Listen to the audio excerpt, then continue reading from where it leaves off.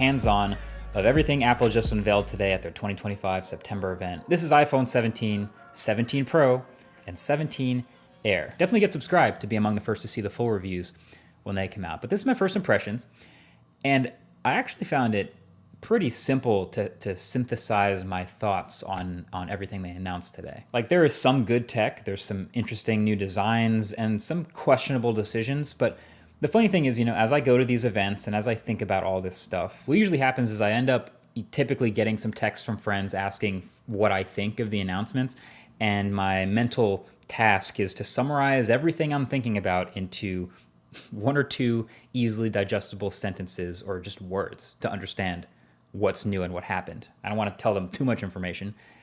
And so that's what I'm going to give you about each of the things Apple announced today. I'm going to give you my super compressed version of what I saw. So let's just start with the iPhone 17, right? The base new iPhones. My ultra simple summary for the iPhone 17 would be, hey, it got ProMotion and a better selfie camera, and the rest is mostly the same.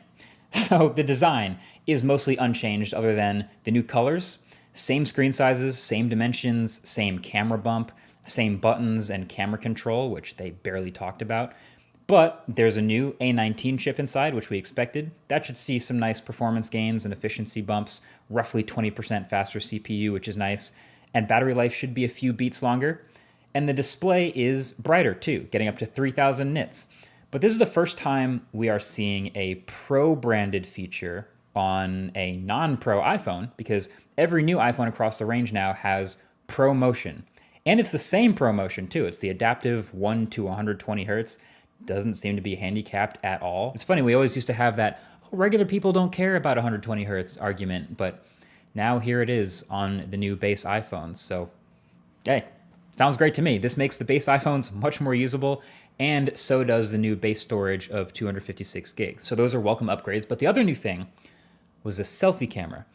And it was funny, the keynote was pretty chill up until the point where they started to talk about this, and it was actually the loudest applause, and it was really tempting to make fun of it. But I actually do think this is really clever, because all these new iPhones have this massively upgraded selfie camera system. They're calling it center stage, but I actually think that kind of does a disservice, because the actual center stage on their laptops and stuff is kind of annoying. But what's happening is, with these phones, they all have a larger 24 megapixel square selfie camera sensor. And so then when you go to take a selfie, the phone can take a regular vertical selfie, or can manually or even automatically take a horizontal selfie without you having to rotate the phone. And honestly, this might be genius. Like, the default for most people is obviously to take a vertical selfie now. It just fits on the phone. You're probably viewing it on the phone. But if you go to take a horizontal selfie to fit more people, suddenly the camera lens is off to the side and it's a little bit less natural looking. So now, since the selfie camera is larger and a square, it can literally just crop an 18 megapixel selfie in portrait or landscape, and for videos or photos. I think it's great. It's very useful. It might be the biggest upgrade to the iPhone 17. So then there's the iPhone 17 Pro. And my quick friendly summary of the Pro phones is, hey, they got better zoom and more battery and orange.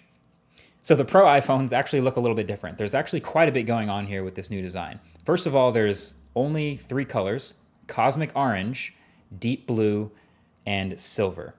Really bumming me out that there's no black Pro phone. But then I remembered dbrand exists. Never mind. But then the thing that's going to catch everyone's eye on the back is the camera bar up at the top, which is what Apple keeps calling in their keynote a plateau. It kind of looks a little bit like the Pixel's visor, or frankly what we've been seeing on a ton of other Android phones for years now, just a huge bar across the top of the back of the phone. But it's actually not just cameras in here.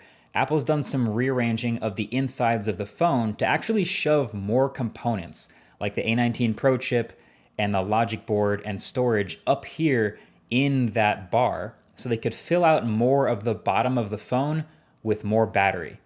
And that approach is going to make even more sense in a little bit, but my first reaction to that is, oh yeah, great. That sounds like these Pro phones might actually come with a real substantial battery upgrade from last year, which is again very welcome. Now you might also notice some other little things like the millimeter wave antenna at the top of the phone and the ring around that plateau actually also being an antenna. But then the other new design element is that they actually switched back to aluminum.